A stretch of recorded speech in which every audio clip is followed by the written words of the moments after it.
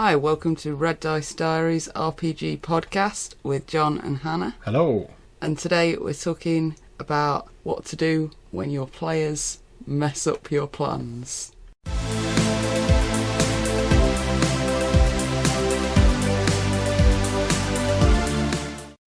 Okay, so Hannah, you want us to talk about this topic today, this one you've chosen.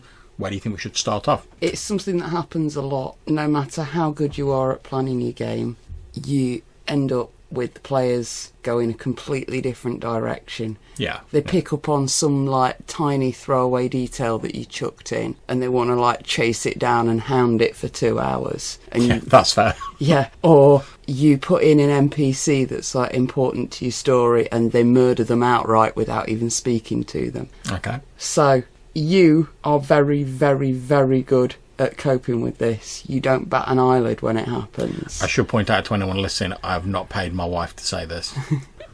I suck at it. I don't think that's fair, sweet. I mean, everyone's got different ways of dealing with it. What I will normally do is find a way to put a break in. Be it just say, right, 10-minute bathroom break, or flat out say to my players, I completely wasn't expecting you to do this.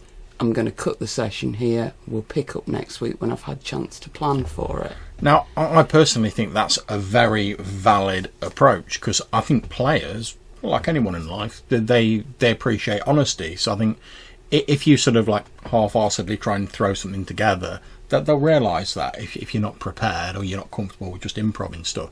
So I think saying to them, just honestly, out and out, look, I wasn't really expecting that. Let's have a little bathroom break or whatever. Or if you've been running for a long time, let's cut the session here, and that'll give me time to prepare for it. I think most players, when you get down to it, they'd far rather you be honest, have a little break, they can all go to the bathroom, whatever, get some drinks, come back, and they know that you've thought about it rather than you've just cobbled something together. So I think players do appreciate honesty. I think that's a perfectly valid approach to it too. Absolutely. However, I also know you're really quite good at dealing with these sort of things when they come up. So I thought I'd throw a couple of examples of things that have come up in games previously for me where something's happened and ask you, how would you deal with this particular scenario? All right, if we're getting ready for the serious role-playing questions, then let me crack my drink open. Okay, hit me with them. Show me the money. So, first scenario. There's a character that you want to use for foreshadowing a bigger plot line. Okay, yeah. Like an NPC, yeah. Yeah, you've thrown them into a crowd scene because there's a crowd scene going on. Yep. And then a combat's kicked off and one of the players has murdered them. Yeah, I've had that happen a few times. So, obviously, it's fairly easy to just drop another character in most of the time. Yeah. But if for whatever reason you can't, say they're in a very small village where everyone knows everyone and there isn't another character you can drop in easily without them spotting it. Okay, I think there's a couple of ways you can deal with this, but both of them I would insist on. Don't try and stop the player characters killing that guy. Because if, for whatever reason, whatever happens in the game, if the player characters go, right, we're attacking that guy and we've killed him, and then you find some way to go oh no, he's actually survived, it sort of robs them of their agency. For right or wrong, whether it's a great decision or a crap decision, they've chose to do that. If you take that decision away from them, it sort of gives the impression, for right or wrong, that their decisions don't really matter and they don't really have control. But there's two ways I can think of to deal with it. The first is the one that I tend to use a lot, is assume when you're preparing this NPC, so you know this NPC is going to foreshadow something. I start off, as I'm creating that NPC, assuming the player characters are going to kill them. So I might create some more NPCs from the start that can also be used for a similar means. Or maybe the guy has a second in command or something like that who can be used to do a similar function. So I start off assuming that the first guy I do is probably going to die without getting anything done. And then I prepare if you prepare a couple of sort of alternatives in advance, when the player characters do go, we've hacked down that guy in combat, you're not on the back foot because you're I was sort of expecting that anyway, and you can wheel in your alternatives. Now, the And the second way you could do it is obviously the player characters have killed this NPC. Depending on what the foreshadowing is going to be, I mean, obviously I don't know the specifics here. Is it possible that when they're inevitably rifling the NPC's body or something, he could have like some written material or some other clue on him that would achieve the same result? Because then you're not robbing them of the chance to kill the NPC. But when they're like searching him and they're like, oh, I found this pouch of coins, I found like his short sword, you're like, oh, what's this like scroll I found on him? Or what's this journal he's been keeping? Or what's this strange like doohickey that he's got that could fulfill the same purpose? Now that's a method that also benefits from having prepped it in advance. However, if you know what the foreshadowing is, it's not difficult to like on the spur of the moment say, oh yeah, they've got like a journal or they've got a scroll or they've got a map or something like that. And if you put it in as like a clue, like a treasure map or something like that with the promise of greater rewards, 9 times out of 10 the player characters will jump on it and they'll actually feel that like they've got a bit of a reward and a leg up for killing this guy, rather than thinking, oh shit, we've just like spoilt the GM's plot. So I hope that answers that question. Yeah. So next example. Okay. Players have poled up to a new city. Now, you've got a couple of adventures planned for this city, but you've not really fleshed it out massively. Right. You give them a description, and they catch on to some tiny detail of that description Yeah. and decide that they want to investigate that and nothing else. They avoid all of the places that you'd thought of for like starting points for any of the 2 or 3 adventures you've potentially got in the city, and then they go and get drunk, and then they get annoyed because there's no plot here. Okay. Now, I do have an answer to that. I don't know whether you're going to like it or not, but I would just say let it happen. Because again, the players have to have control over their player characters.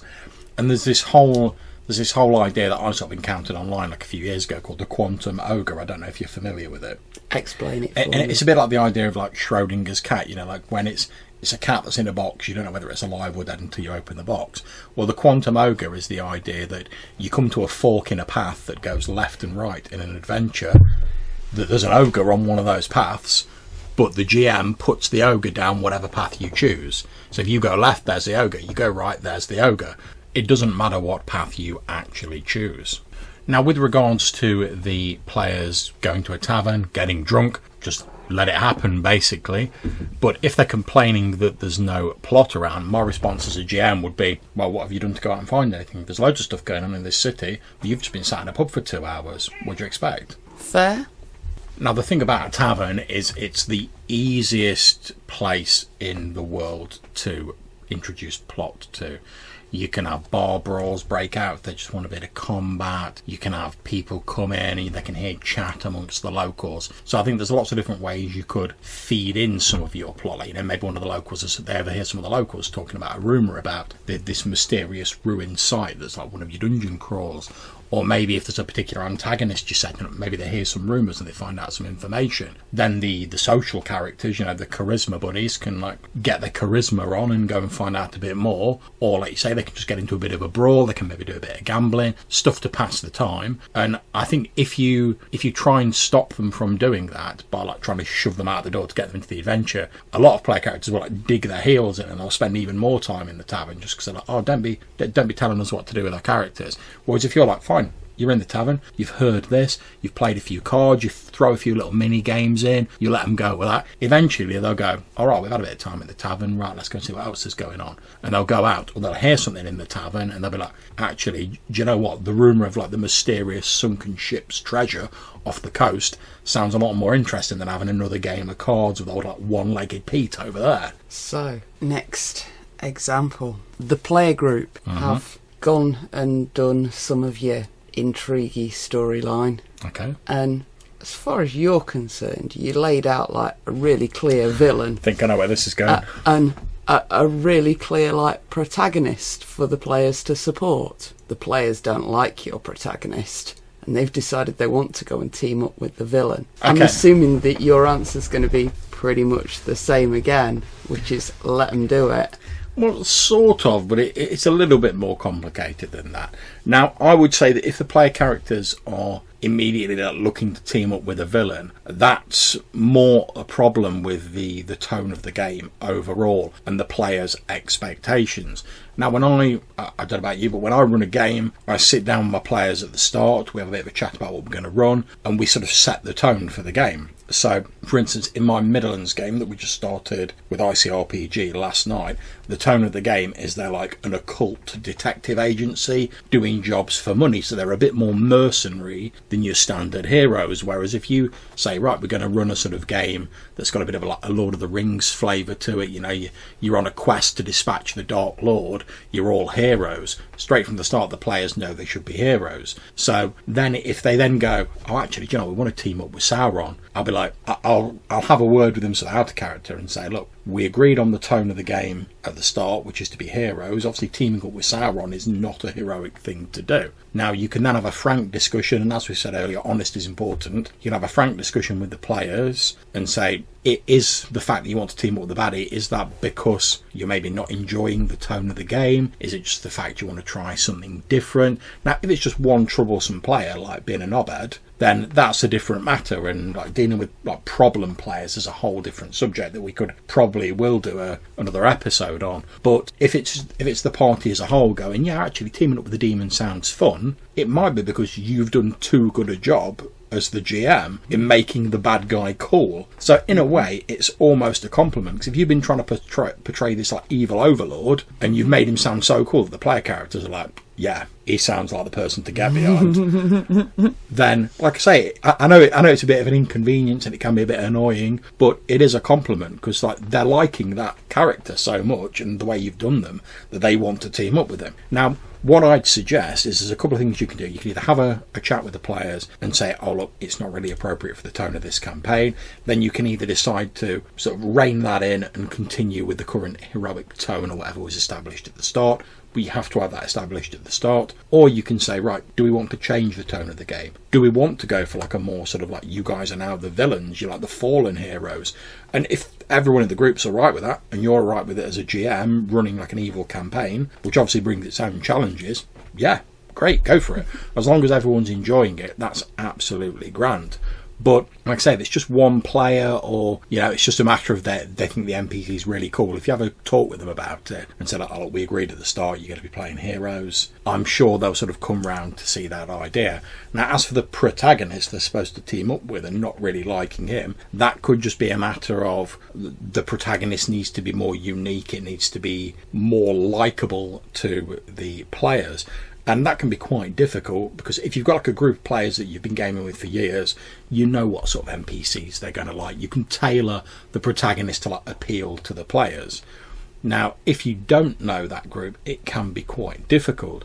But I would again just be honest. I would say to the players, like before they meet this protagonist, I would sort of sound. Let's use your tavern scene as an example. Have a scene where there's no real threat, it's not dangerous, but they have an opportunity to socialise with lots of people. And I'd say to them, under the guise of like, oh, they're looking around at the local, I would say, oh, which of the NPC sort of like townsfolk in here like catches your eye? You know, what sort of person are you paying attention to? And by asking a few questions like that, you can find out what sort of NPCs the players like. Then you can quickly sort of like add or subtract a few things to your protagonist. So if you've got like a player who's playing a paladin and he's like, oh, I'm looking for like I'm looking for an NPC who seems to be like quite sort of like forceful in his convictions. You know, he's taking charge. He's sort of like he's not afraid to express his opinions. You can make a quick note of that and have that for you, bring that character into your protagonist. Which if you've got someone else who's like, oh yeah, I'm looking around to see if there's any other warriors in the room, you know, because I'm a big warrior myself, I'm a barbarian, I'm looking for someone who like knows how to handle themselves. Right, you can jot that down, and you've now got this forceful, sort of like forthright protagonist, proud in their beliefs, who's like probably wearing some fancy armour, has like a sword, maybe a few notches in their armour, obviously shows that they have martial prowess, and likewise with other characteristics. So you can sort of sound out your players in advance, and then leave yourself a bit of sort of wiggle room with your protagonist so that you can like flex it to meet their expectations. I certainly do that when I'm running one-shots and conventions, because obviously there you've got people who you don't know at all, so you've got no idea what their sort of expectations are and what they're going to like as NPCs. But Like I say, a little scene where you can ask a few innocuous questions and like gather some information or work wonders. So that's 3 examples. Yeah. And in addition to the advice you've put there, there's 2 things that I can suggest, which is number 1, don't panic. And number 2, just because the players aren't there doesn't mean the villains aren't still doing their villain stuff. Yeah, exactly. So what I like to do is have 3 or 4 bullet points of the villain's plan as it will go if the players don't interfere. Yeah, I mean, and assume that they will at some point, and from there the villains are going to have to respond to that anyway. Yeah, I mean that's it's a concept I've seen in like Dungeon World and other games where certainly in Dungeon World you have like your main sort of groups or your antagonists. You have like I think it's like 10 bullet points, and then at the bottom like their ultimate goal, you know, like control the world or whatever. And at regular intervals, unless the player characters intervene, you tick down and you've sort of written the stages. So like, step 1, they start gathering their orc armies to them. So if the player characters aren't doing anything, like every couple of sessions you tick off one of those lists, and when they do go, we should probably deal with that bad guy, you know what stage they're at and what they're doing, so you can play it consistently. But if they're like, they're only like gathering some like sporadic orc war bands, you can be like, yeah, but that was 4 months ago.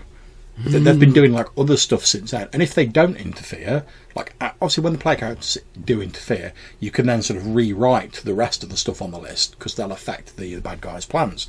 But if they don't, you just keep ticking them off until they get to their end goal. So let's say the main bad guy's end goal is to take over a certain country. If the player characters are off elsewhere in a different country and they do nothing, then they get to the end, and by the time the player characters get back, the country might be a smouldering ruins under the iron-shod boot heel of this like evil overlord, and they can be like, crap, we've been away for like 12 months or whatever, and they've taken over. And it also has the benefit of making it seem like the setting's carrying on without the player characters, rather than sort of everything going into standby mode when the player characters aren't there to see it. So I think that's a great idea. So hopefully that's been helpful to people. Indeed. And once again, just to underline, the absolute most important thing when the players go in a tangent, don't panic. Yeah, if you need, as Hannah said at the very start, if you need to take a break, you need to pause, just be honest about it with your players.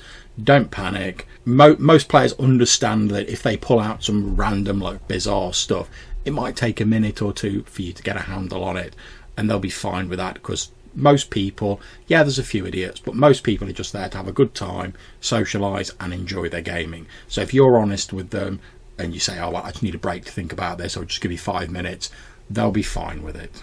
So we hope you've enjoyed that episode. If you'd like to get in touch with us, you can leave us a voicemail message using the SpeakPipe website. There's a link in the description of this show, or you can send us an email to rddrpgpodcast@gmail.com.